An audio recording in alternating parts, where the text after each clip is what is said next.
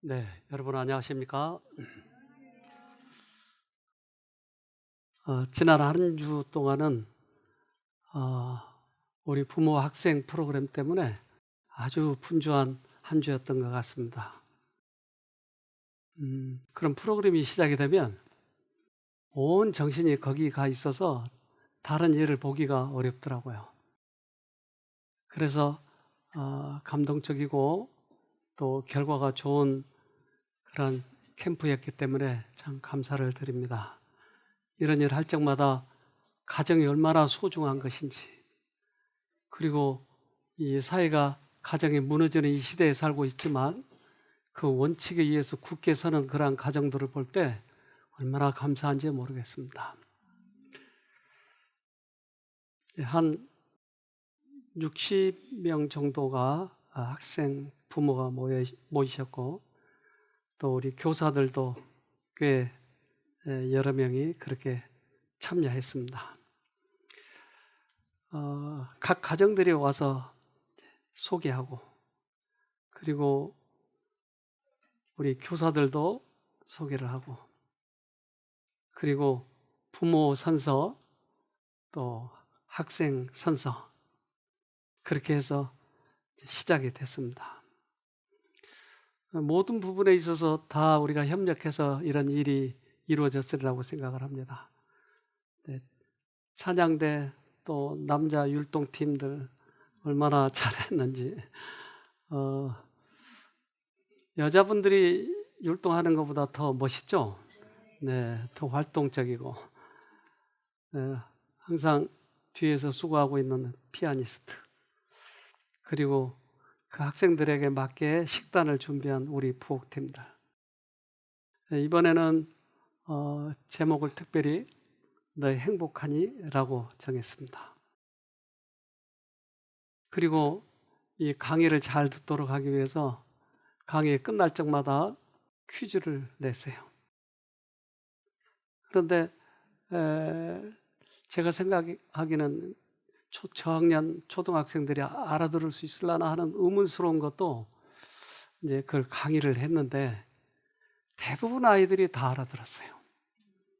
그래서 참 그것에 대해서 감사하더라고요. 이건 특별히 영적인 문제를 다룬 거기 때문에 성령께서 역사하시지 않으면 어려운 문제인데, 그래서 강의 시작하기 전에 애들 어린이반 아이들이 나와서 소감을 얘기하는데 다 들었더라고요. 정말 그것에 대해서 감사를 드립니다. 그것은 하나님께서 듣게 해주셔야 귀가 열리기 때문에 그렇습니다. 우리 이번에 총괄하면서 우리 신정희 선생님 애를 많이 썼습니다.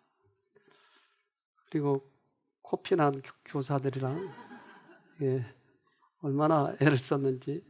네. 또 코피 낸 것도 또 질투해요. 자기가 코피 안 났다고. 네. 또 아버지 아들 이렇게 와서 간증도 하고. 이 가정은 엄마가 암 말기로 들어와서 제발 그것도 병원에서 안 된 그런 병들을 치료를 받으면서 이 가족이 그 암이 축복이 된 거예요. 이제 원래 남녀 호령교구를 믿었던 아빠가 이걸 통해서 하나님께 돌아오고 지금은 학생 교사가 됐습니다. 아이들 간증을 듣고 강의를 듣고 눈물을 흘리고 각 또 소그룹마다 열심히 하고, 그렇게 어린이반 힘들게 했던 아이도 좋아지고, 큰 학생들도 열심히 하고. 이번에 편지 쓰기 위해서 거의 다 울었어요. 왜 편지만 쓰면 우는지 모르겠어요. 네. 네. 그래서 감동적이고 다른 곳에서 볼 수 없었던 그런 감동적인 장면들을 우리 이번에 참 많이 봤습니다. 부모와 학생 간에 서로 겸손 회식을 하고, 마지막 우리 그 골든벨 시간을 할 때 그 상을 받는 청년도 있었고, 지금은 예수님이 오실 때가 다 됐다고들 얘기합니다. 그런데 그 마지막 기별이 새 천사의 기별입니다. 근데 새 천사의 기별에 첫째 천사의 기별을 시작할 때 이렇게 얘기합니다. 요한계시록 14장 7절. 그가 큰 음성으로 가로되 하나님을 두려워하며 그에게 영광을 돌리라. 이는 그의 심판하실 시간이 이르렀음이니 하늘과 땅과 바다와 물들의 근원을 만드신 이를 경배하라 하더라. 하나님을 두려워하라라고 얘기합니다. 두려워하라고 하는 건 무서워하란 말이 아니고, 이제까지 관심을 다른 데 쏟고 있었는데 이제 심판하실 시간이 다 됐으니까 돌이키자라고 하는 거예요. 하나님께. 사단은 틈만 있으면 우리들의 생각으로 돌아와서 우리의 생각을 혼란스럽게 만들어요. 그래서 하나님께서는 이제까지는 그렇게 살았을지 몰라도 이제 돌아서자라고 하는 거예요. 그래서 하나님이 우리를 만드셨으니까 하나님을 경외하고 하나님의 지혜를 구하고 그렇게 다시 돌아오자고 하는 얘기입니다. 여호와를 경외하는 것은 지혜의 훈계이다. 하나님을 경외하는 자는 또한 그의 교훈을 존중하고 준수할 것이다. 그래서 우리나라도 정치적으로 상당히 혼란을 이루고 있고, 사실 미국도 그래요. 즉 대통령이 도덕적으로 모범이 되면 국민들이 다 그렇게 따라가죠. 근데 그렇지 못할 때 아이들의 교육에 참 문제가 많이 생기는 거예요. 범죄를 해도 대통령이 될 수도 있고, 사람을 많이 괴롭혀도 대통령이 될 수 있다고 한다면 아이들이 무엇을 따라가겠어요? 그래서 지금은 가정이 정말 소중합니다. 가정 안에서 이 도덕 교육을 배우지 못하면 사회에서 그렇게 가르쳐준 데가 별로 없어요. 그런데 우리들의 정신을 혼란시켜서 거기에 틈을 타는 것이 사단인데, 사단이 특별히 요즘에 범람하는 휴대폰, 게임 중독, 이런 걸로 인해서 틈을 비집고 들어와요. 이번에 특별히 부모 학생 프로그램을 하면서 특별히 그것을 다시 재확인하게 됐어요. 우리 이 공부 잘하는 그런 이 노규식 박사란 분이 그런 하나의 단체를 만들어서 그걸 연구를 했는데, 우리 뇌가 이 전두엽이라는 데가 있어요.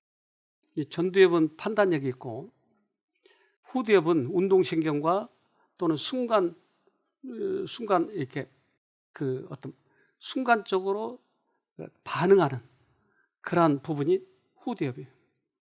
시각도 여기 있고. 그래서 네 부분으로 나눠서 전두엽, 후두엽, 두정엽, 측두엽 이렇게 나누는데, 게임을 많이 하게 되면 우리 전두엽이 망가지는 거예요.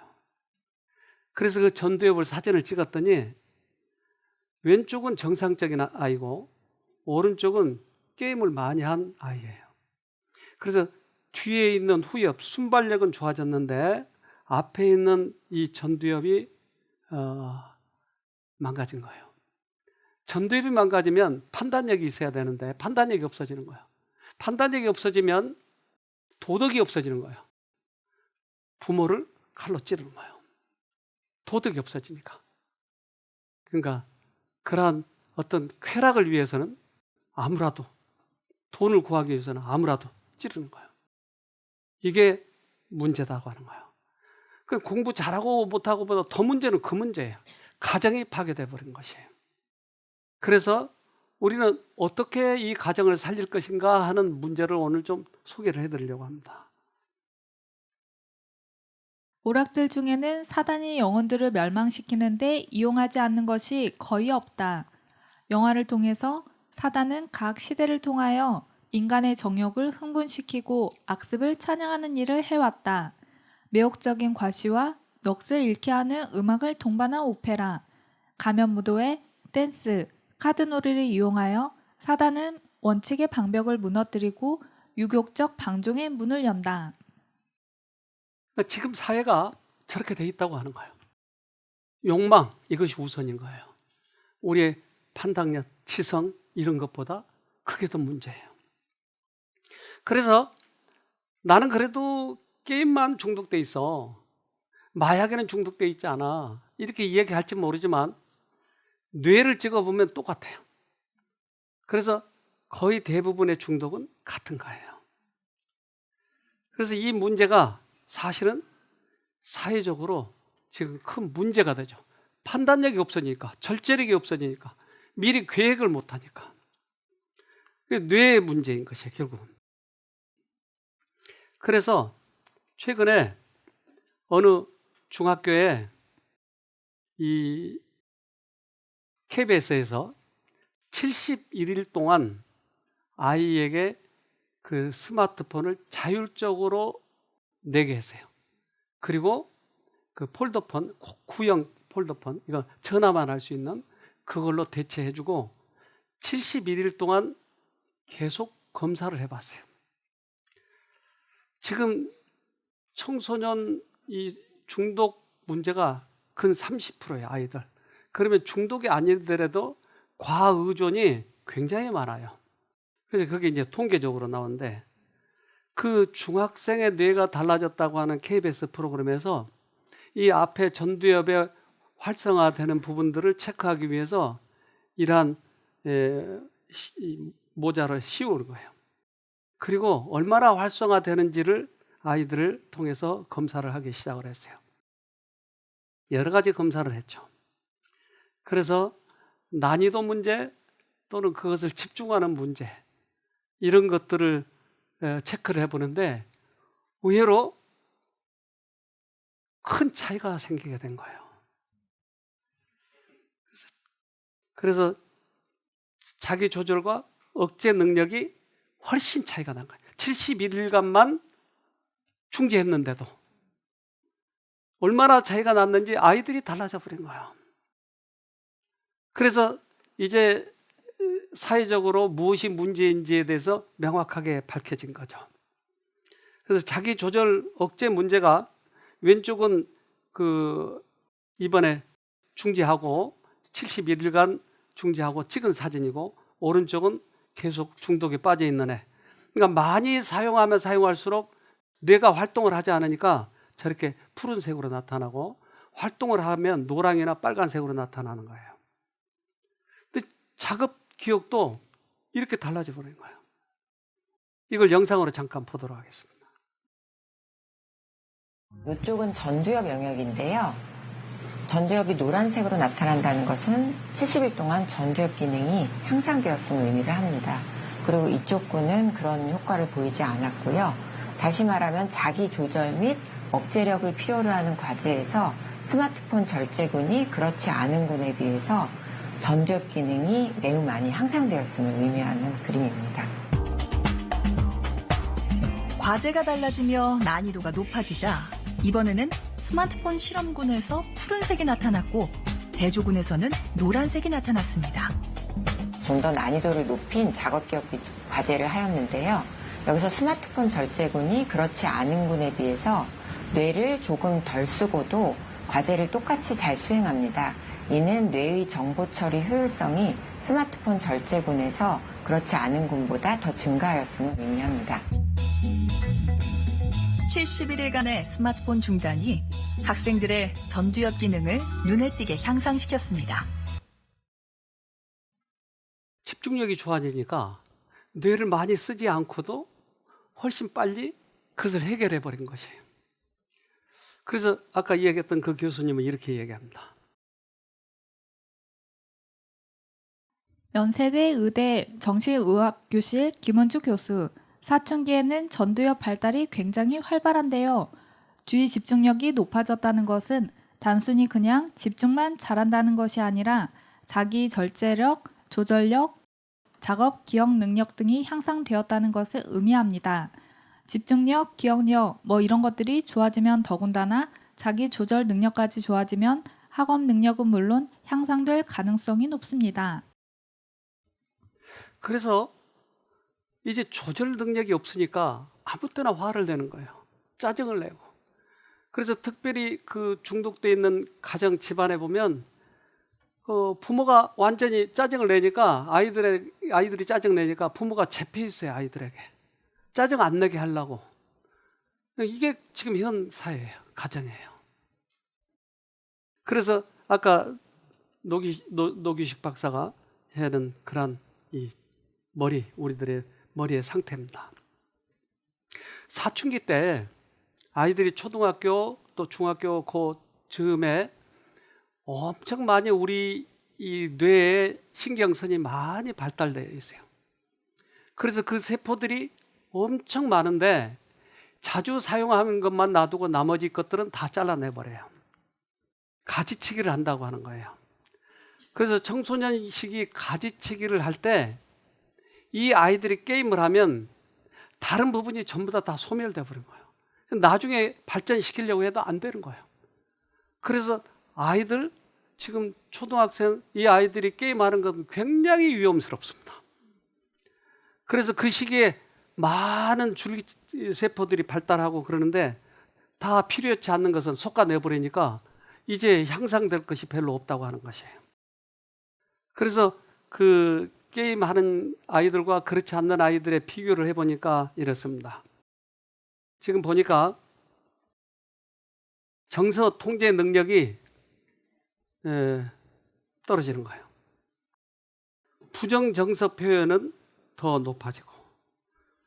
그래서 예를 들면 이제 우리 이 분노 조절 장애가 되는 거예요.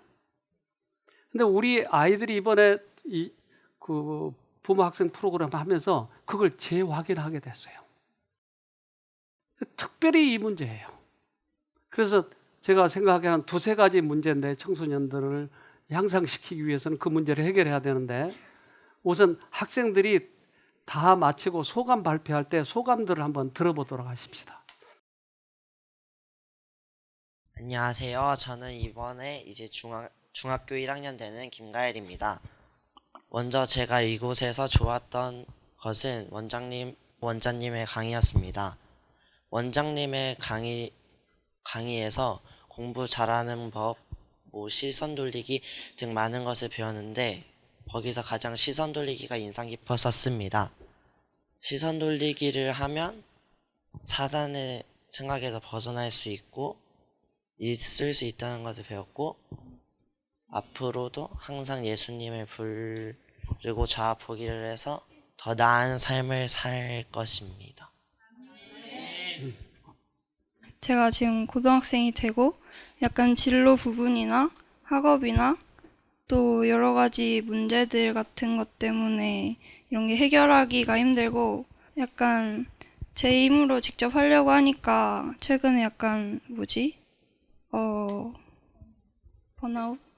번아웃 된 건도 있고 힘들었어요. 그래서 이제는 좀 신의 그런 하나님의 그 손길이 필요한 것 같아서 강의 들을 때는 처음 듣는 말씀인 것처럼 들으려고 노력을 했거든요.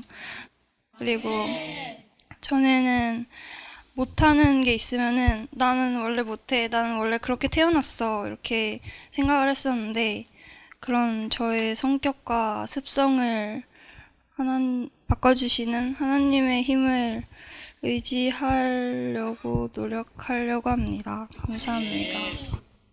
그리고 제가 이제 결심한 점은 제 집에 가면 나타나는 여러 악습들이 몇 개가 있었는데 그거를 이제 예수님 부르면서 하나씩 이렇게 극복해 나가고 싶고요. 두 번째로는 동생에게 제가 좀 좋게 말하지 않는 좀 그런 게 있어요. 근데 제가 그거를 예수님 부르면서 동생에게 좀 부드럽게 말할 수 있으면 좋겠습니다. 그래서 예수님 부르기를 했는데 점점 덜 짜증나고 그리고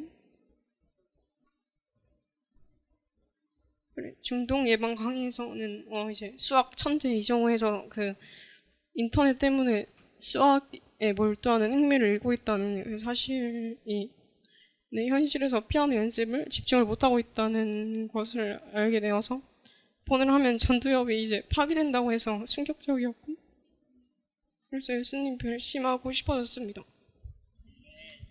이번에 여기 와서 결심한 것이 있는데요. 제가 그 원장님 중독 말씀 들으면서 저는 핸드폰과는 조금 거리가 먼 사람이다라고 생각을 해왔는데 약간 좀 중독 의심이 되더라고요. 그래서 이번에 핸드폰 없이 3일 지내면서 정신이 맑아짐을 느껴서 제가 이 핸드폰을 엄마 방에 두고 완전 필요할 때만 사용하겠다는 결심을 했습니다. 그러고 원장님 강의에서 느낀 게 있는데, 원장님 강의에서 잡념을 마시멜로 실험해서 그걸 보면서 참는 게 아니고 그 시선 돌리기라는 걸 보고 저는 맨날 눈을 부릅뜨고 예수님을 부르는데 이제 눈을 감고 시선을 돌리면서 예수님을 불러야 되는 걸 알게 되었어요. 감사합니다. 저는 엄마 반대로 여기 와서 진짜로 집에 가고 싶은 적이 많았어요. 사단이 저에게 아주 큰 시험을 많이 줬고 잡념도 진짜 많았어요. 그리고 엄마한테 짜증도 내고 진짜로 많았어요, 이게. 근데 여기 이제 계속 바뀌어요. 그러니까 여기 와서 되게 많이 바뀌었어요. 예수님을 부르고 계속 기도를 하고 말씀 묵상하고 생각을 시선 돌리기로 잡념을 없애고, 그래서 그런 것들이 저를 많이 바꿔놨어요. 다음엔 더 바뀌어서 오겠습니다. 한번 두고 봅시다. 저 2, 3학년, 1, 2학년 이 아이들 입에서 저런 말이 나온다고 하는 건 얼마나 큰 축복인지 몰라요. 만약 이걸 모르고 지낸다면 나중에 인생이 다 지난 다음에 깨닫잖아요. 근데 얼마나 감사한지 몰라요. 성경에서는 우리 누가복음 15장에 있는 말씀을 읽어봅시다. 누가복음 15장 8절. 어느 여자가 10 드라크마가 있는데 하나를 잃으면 등불을 켜고 집을 쓸며 찾도록 부지런히 찾지 아니하겠느냐. 지참금 10개를 가져왔는데 이걸 하나를 잃어버렸어요. 근데 이걸 찾기 위해서 온 집안을 부지런히 찾지 않겠느냐. 왜 집안에서 찾죠? 드라크마를 어디서 잃어버렸어요? 집안에서. 여러분 집안에 드라크마 있어요? 딸 하나, 아들 하나? 근데 그걸 찾으란 얘기예요. 그걸. 다른 데서 찾는 게 아니고 집 안에서 찾는 거예요. 가정 안에서는 가족들의 영혼에 대해 매우 무관심한 경우가 종종 있다. 가족들 가운데는 하나님께로부터 멀리 떨어져 있는 자도 있다. 그런데도 가정 안에서는 하나님께서 맡겨주신 선물 중 하나도 잃어버리지 않게 해야 되겠다고 염려하는 일이 얼마나 적은지.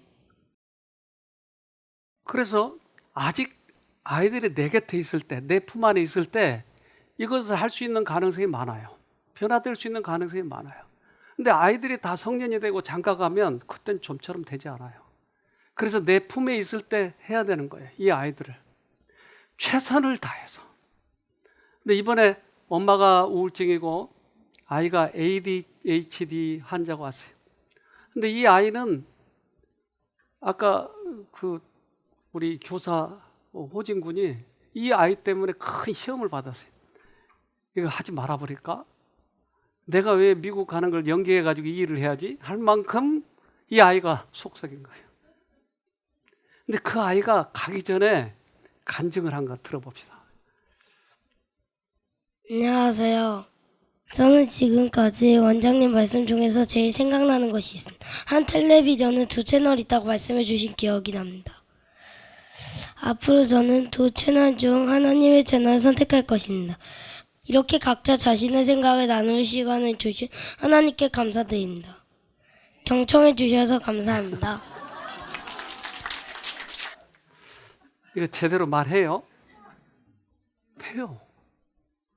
그 3일 동안에 이렇게 바뀐 거예요. 천방지축, 지 멋대로 그랬던 아이가 이렇게 바뀌는 거예요. 그렇다면 이 아이를 지속적으로 관리해주면 바꿀 수 있을까요? 그렇다니까요. 그래서 이 아이가 약을 놔두고 와버렸어요. 그러니까 약을 안 먹고 여기서 지내는 거예요. 그 약을 먹지 않고 지내는 동안에도 이렇게 달라진 거예요. 그래서 집안에서 찾아봐야 돼요. 내 아이가 지금 어떻게 빠져 있는지. 우리는 최선을 다해서 이 일을 해야지 아이가 다 장성하면 후회가 막금해요.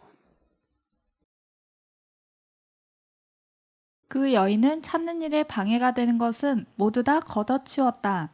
비록 하나만 잃어버렸을지라도 그 여인은 그 하나를 찾을 때까지 쉬지 않고 찾았다. 그와 같이 가정에서 만일 한 가족을 잃어버렸을 때에는 그를 찾기 위하여 모든 수단을 동원해서 찾아야 한다. 그렇게 하는 동시에 다른 사람들은 자기 자신을 부지런히 주의 깊게 살펴야 한다.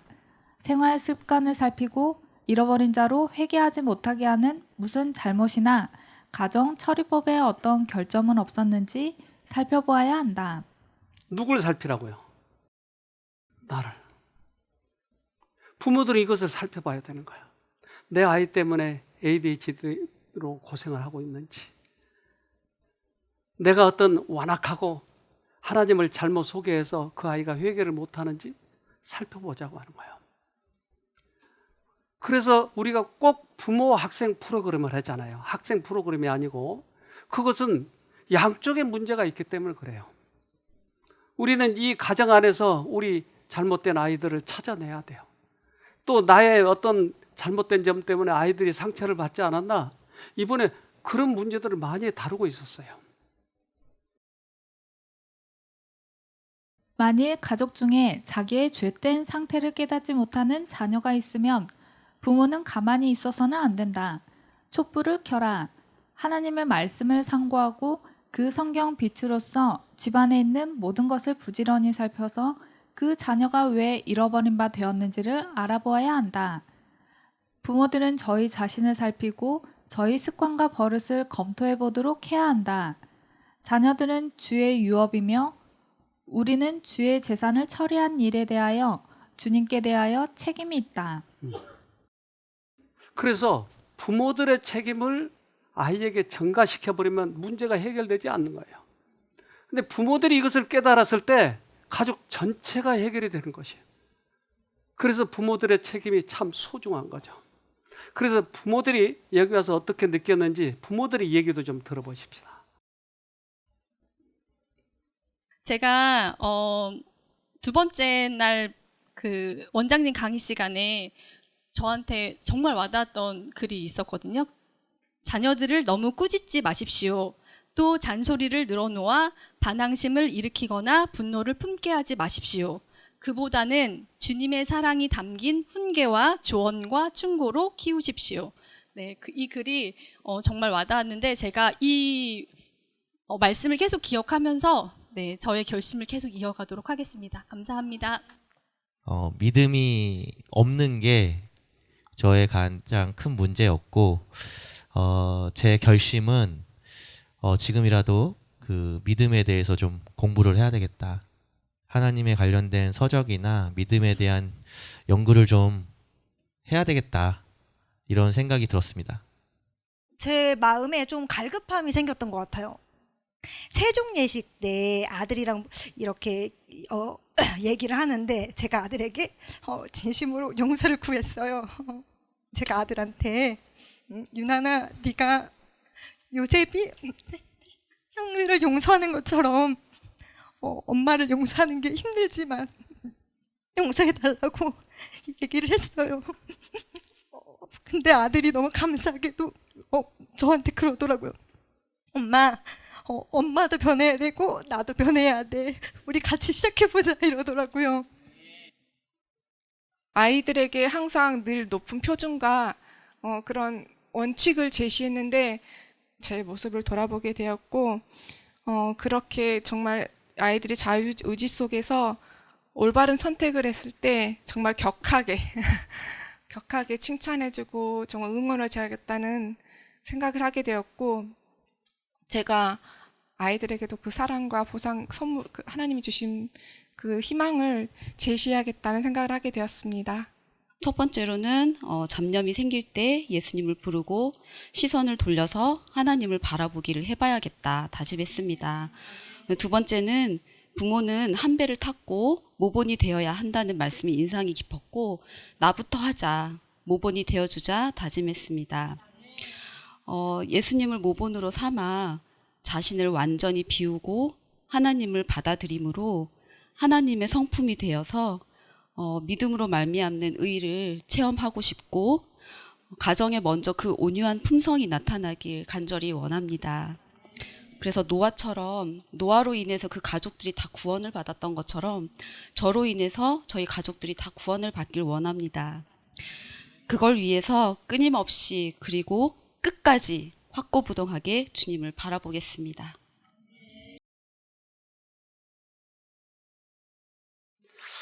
그래서 우리 부모들이 어떻게 가정을 이루어가느냐에 따라서 아이들은 따라오게 되죠. 우리가 교훈을 주면 아이들은 이 교훈을 받는 것보다 엄마가 성질을 내고 교훈을 주고 있는지 아니면 엄마가 웃으면서 차분해서 교훈을 주고 있는지를 엄마의 표정을 읽어요. 아이들은 교훈만 받으려고 하는 게 아니고 모본을 따르려고 해요. 그래서 제가 우리 아이들 어렸을 때도 큰 녀석을 교육을 잘해야 둘째 아이들이 따라온다고 그래서 큰 애가 너무나 말을 안 들어서 너 한 번만 더 하면 죽어.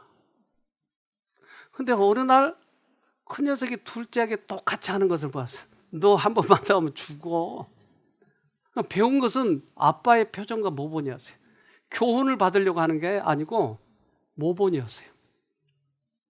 그래서 가정 안에 예수를 모시면 저절로 이 가정은 모두가 다 하나가 되어서 예수님의 모본을 따르게 된 거예요.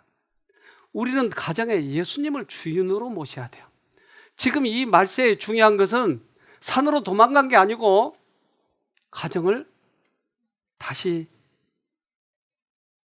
예수를 주인으로 모셔서 다시 소천국을 만들어야 돼요. 사도는 말한다. 우리가 하나님을 두려워하는 가운데서 거룩함을 온전히 이루어 육과 영의 온갖 더러운 것에서 자신을 깨끗게 하자. 우리는 말세에 견디기 위해서 옳아야 한다. 우리는 깨끗한 두뇌와 건전한 몸속에 깃든 건전한 정신이 필요하다.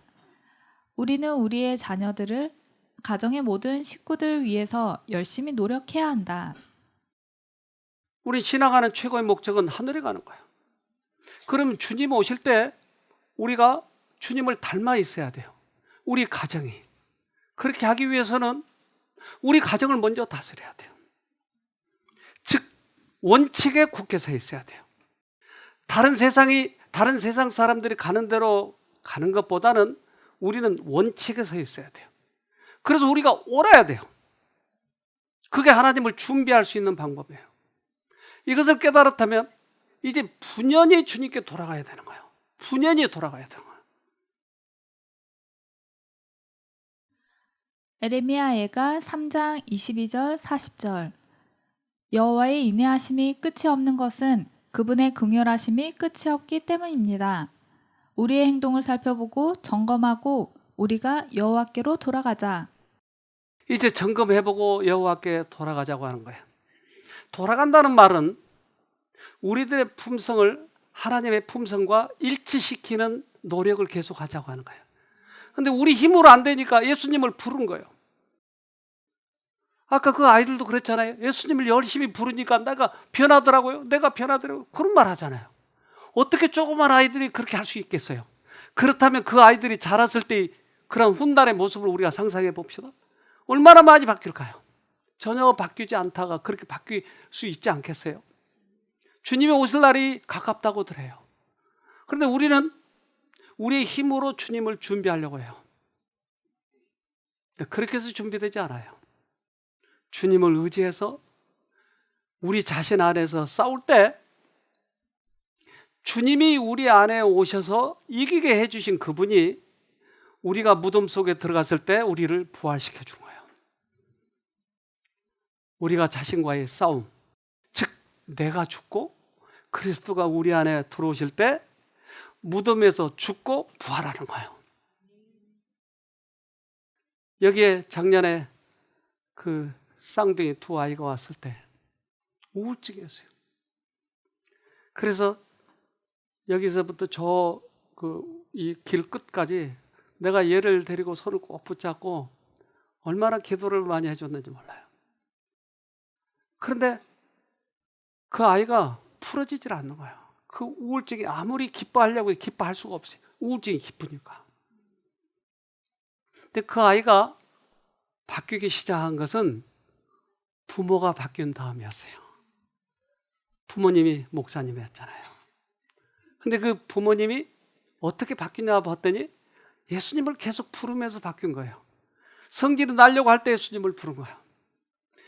근데 그 아이가 이번에 여기 나와서 간증을 하는데 처음부터 끝까지 울었어요. 근데 몇 마디를 했는데 그 몇 마디를 들어봅시다. 그리고 엄마 아빠가 쉼터 갔다 와서 많이 바뀐 것 같아. 엄마 아빠가 뭐가 바뀌었어? 많이 예수님도 불러주고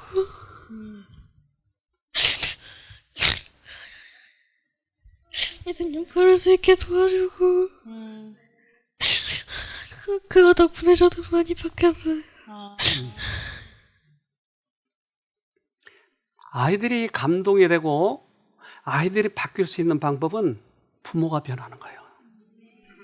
그러니까 우리 엄마가 바뀌었어요. 우리 아빠가 바뀌었어요. 그러잖아요, 지금. 그리고 엄마 아빠가 예수님 부르는 걸 보니까 나도 부르게 해줘서 나도 바뀌었다고. 근데 저 아이가 집안에서 나가지도 못하고 학교도 가지도 못하고 맨날 학교 갈 때마다 싸우고 교회 갈 때마다 싸우고 했던 애가 저렇게 바뀌었어요. 여기 나와서 이야기하는 것 자체가 굉장히 바뀐 거예요. 우리는 그 일을 이뤄냈어요. 주님의 능력으로 부모님의 협조로 이 일이 이루어졌어요. 얼마나 감사한지 몰라요. 우리가 새로 시작하면 돼요. 늦지 않았어요. 얼마든지 할 수 있어요. 그래서 이 아이들이 기뻐하고 돌아가는 그런 모습 내년에 아마 더 많이 올 거예요.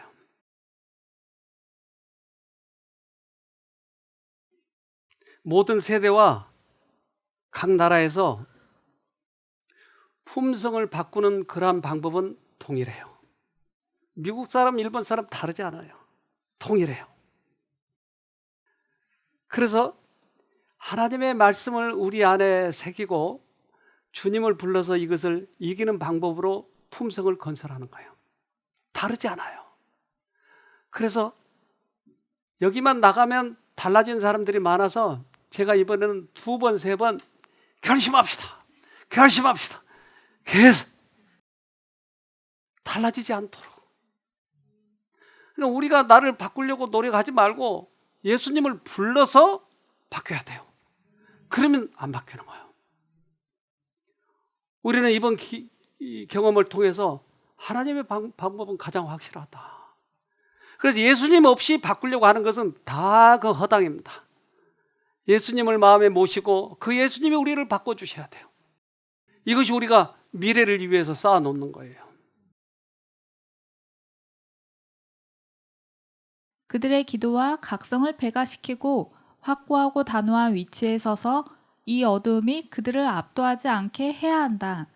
그들은 하나님께 가까이 나아가고 확고하고 단호해야 하며 그들의 가정을 잘 다스리고 하나님의 인정을 받고 천사들의 보호의 대상이 될 수 있는 생애를 해야 한다. 우리는 이 가정은 교회의 중심이에요. 그리고 이 사회의 중심이에요. 그래서 이 가정이 회복이 되면 교회도 건전해지고 사회도 건전해요. 어떤 사람은 그렇게 얘기해요. 교회 나오도록 하기 위해서 가정을 팽개치라고 얘기해요. 그 가정 놔두고 교회는 나와야 되지 않느냐.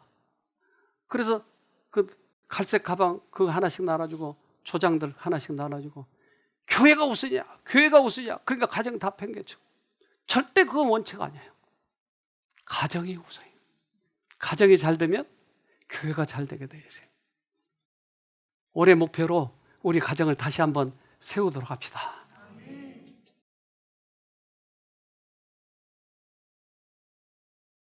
하늘에 계신 고마우신 아버지, 이 어두운 세상 속에서도 우리를 불러내 주셔서 주님의 것을 볼 수 있도록 해주시고 빛의 고마움을 느끼게 해주셔서 감사합니다. 그래서 우리가 더욱 주님과 가까이 하고 싶습니다. 모든 부분에 있어서 주님의 원칙을 지키도록 하시고 우리가 할 수 없을 때 눈을 들어 주님을 바라볼 때 주님께서 우리와 같이 하여 주시옵소서. 우리는 많은 어두운 세상에 주님의 빛을 비추고 싶습니다. 특별히 이 학생들 얼마나 많은 것들이 유혹을 하는지 모릅니다. 그리고 이제 부모들 힘으로도 그것이 잘 되지 않아서 근심거리인지 모르겠습니다.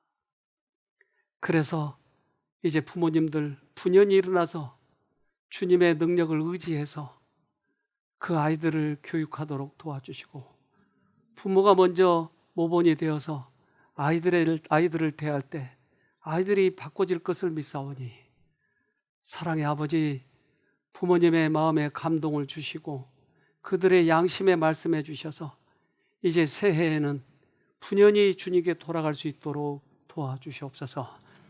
부모가 안 된 것을 아이들에게 강요할 때 아이들이 그것을 잘 듣지 않을 것입니다. 그러기에 부모들에게 꼭 은혜를 베풀어 주셔서 올해는 모든 가정이 변화되는 그 가정이 되도록 축복해 주시옵소서. 새롭게 시작하는 우리 교인들 가정 마음마다 주님의 역사가 이루어지는 귀한 한 해가 되도록 축복해 주시옵기를 우리를 죄에서 구원하신 예수님 이름으로 기도합니다. 아멘.